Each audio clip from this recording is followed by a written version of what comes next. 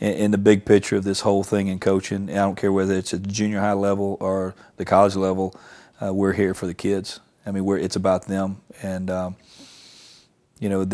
it's got to be more than X's and O's. It's got to be more than blocking and tackling, throwing and catching. We hope, and I really do believe that we're a part of the process of helping raise children, and I think that by being a part of our program, not only at Southlake, but at Newman Smith when I was there, at Foster Ridge when I was there, and Cameron when I was there, and now that we're at North Texas, that by being a part of our program, I hope that'll help them be a better father someday, a better husband someday, and a better worker someday. You can't start a plan. You can't start a team or an organization or a business without stating what you're trying to get done. I said that I tell our players all the time at North Texas that I absolutely would have never taken that job did I not, in my heart, 100% believe that we could do some special things there. I'm very confident in the plan that we have. I told my players when we got there that it's not a high school plan, it's not a college plan, it's just a football plan. And if they'll take a leap of faith with me, we'll start to execute this plan. And we'll go through hard times together, and we'll go through some of the best times of their lives together. Dream the beautiful dream. The night before the game, don't let a negative thought come into your mind. You know all your assignments. Play the perfect game in your mind. You play quarterback at the Division I level, University of Texas, Ohio State, USC, Florida, any places like that. You learn how to be thick-skinned. And I know what it feels like to be booed by 80,000 and have a standing ovation by the same 80,000 in the same day. So that's just something that I think the Lord put me in that situation at that part of my life because He knew I was going to be a coach, and He knew that I needed that grooming in that way.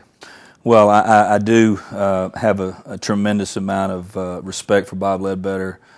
He's one of my real mentors in coaching. That he saw in me as a guy that, obviously has been through some things in a pressure situation, and he better than anyone knew the type of pressure that there would be in coaching here at Southlake Carroll.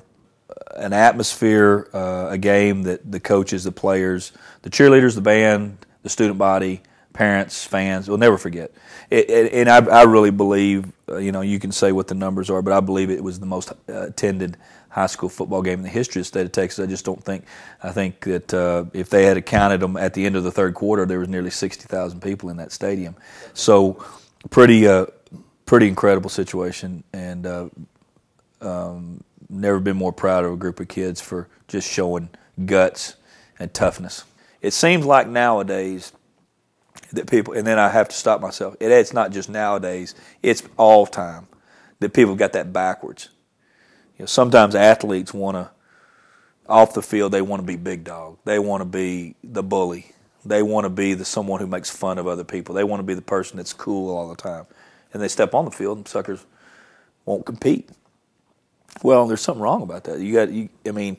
Off the field, you ought to be the perfect gentleman, and on the field, you're the ultra competitor.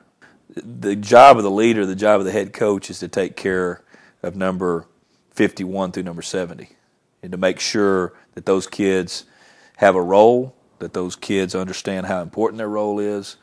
And really, to me, that's how you keep morale high on a team, is taking care of those kids. To me, that's what you want as a competitor. You want responsibility. You want accountability. I'd been a quarterback my whole life. That's the only thing I'd ever done. And as I've always trained quarterbacks, I tell them that there's two people and only two people in a program that get way too much credit, and that's the quarterback and the head football coach. And they get way too much blame as the quarterback and the head football coach. So, get used to it. Little eyes are watching you. What do you want them emulating? And we've always talked about to our kids about make sure you're taking care of the little dragons in town by your actions. In 5 years in 5A football, for all of the players and the coaches that were involved to play 80 games in 5 years.